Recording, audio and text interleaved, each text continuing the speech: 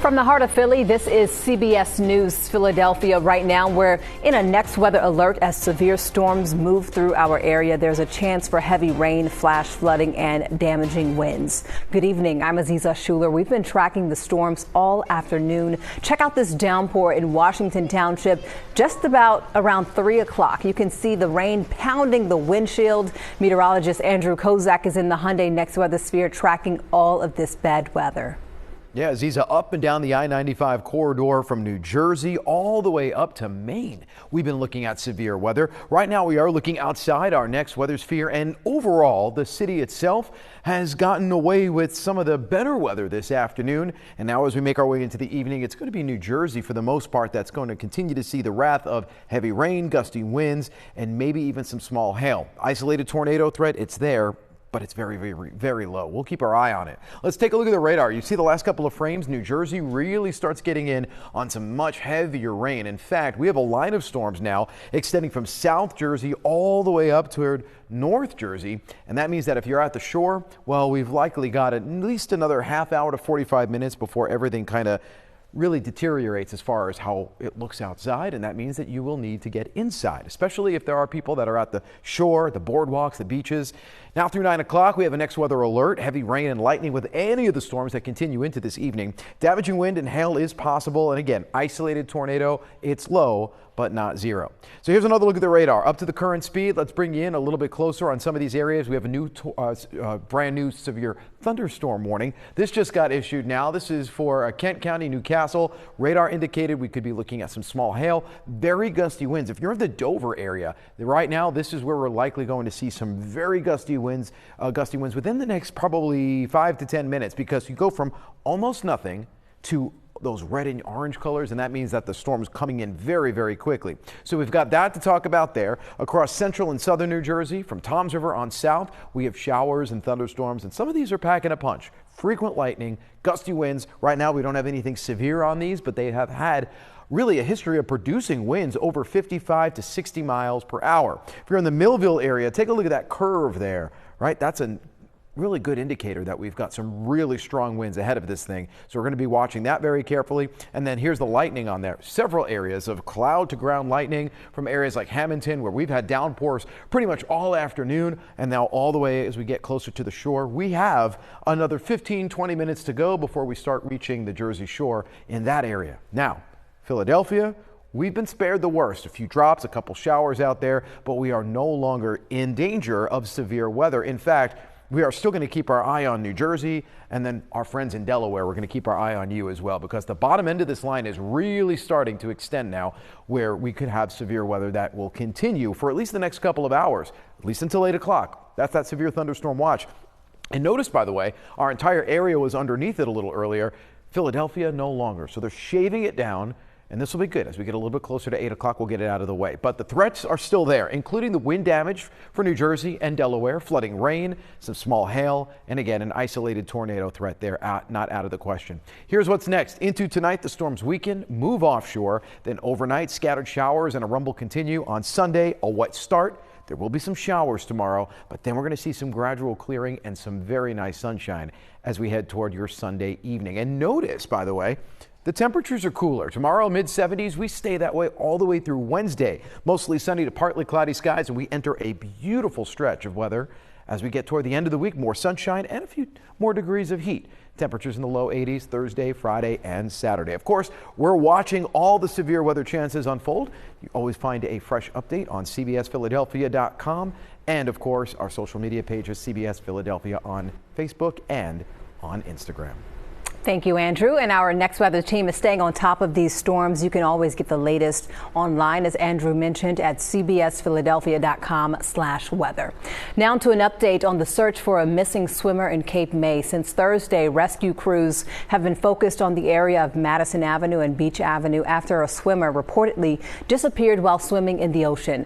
After further investigation, Cape May police today say they have not found anyone and that no official missing person report was filed with their department or other agencies. They add that they will continue to monitor the waterways and shoreline.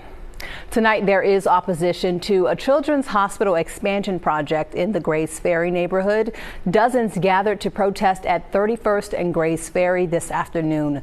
That's where CHOP has proposed building a parking garage to address employee needs. Now, some residents say the garage would bring more traffic, pollution, and health risk to their neighborhood.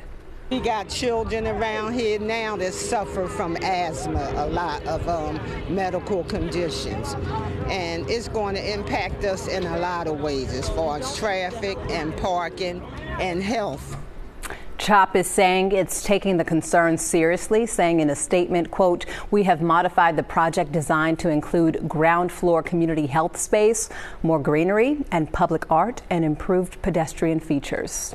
It's been a tragic week for Philadelphia cyclists with a deadly accident, renewing citywide calls for safer streets. Today, dozens took to the road in Germantown, including one rider with a very personal reason for advocating for change. Eva Anderson has the story. Sidney Ozer loves riding his bike. But behind the smile is a father who knows the risks of cycling all too well. My son Samuel Ozer was struck and killed by an automobile on Henry Avenue on Father's Day 2020. He was riding home for Father's Day dinner. He never made it home. Since then, Ozer has pushed for safer bike lanes in Philadelphia. Saturday, he joined dozens of other cyclists at the Safe Streets for Germantown ride, escorted by police. We want to share the road. We want to enjoy the road. The event came just a day after hundreds rode from the Art Museum to City Hall, protesting what they view as city leaders dragging their feet on bike safety projects. Riders also remembered Harry Fenton, a 67-year-old cyclist killed in a hit and run Tuesday in Fairmount Park. It has been a tragic week. It's been a hard week for all of us. Chris Gale, the executive director of the Bicycle Coalition of Greater Philadelphia, says safety requires more than painted lanes. That takes infrastructure, that takes enforcement, but it takes education. Advocates add that with all the SEPTA cuts, it's more important than ever to ensure safe streets for people who may choose to ride a bike. The buses are now where they were 8 minutes, they're now 15 minutes. Where they were 15, they're now half an hour intervals. In a community as beautiful as Germantown is, we want to make sure that accessibility is key. Ozer shares the pain of other families, including that of Dr. Barbara Freitas, killed by a drunk driver while riding in a Spruce Street bike lane last July. He believes the city must move faster. To have concrete protected bike lanes on Spruce and Pine would have saved Dr. Frida's life. The city told us this past week that proposals for phase 2 of the Spruce and Pine bike lane safety upgrade project are currently still under review. Meanwhile, as another family grieves this week's loss, Ozer says his son's memory fuels his work. In Sam's memory and the memory of all the other people we lost, we want to make our city a greater city. They hope that rides like this one can turn grief into change, making streets safer for everyone who shares them. Eva Anderson, CBS News, Philadelphia. The skies were booming in Wildwood as thousands of people packed the boardwalk and beach for the Thunder Over the Waves air show. The free event took place between Maurice Pier and Adventure Pier. The 4-hour air show featured 15 headliners, from military planes to fighter jets and parachutes.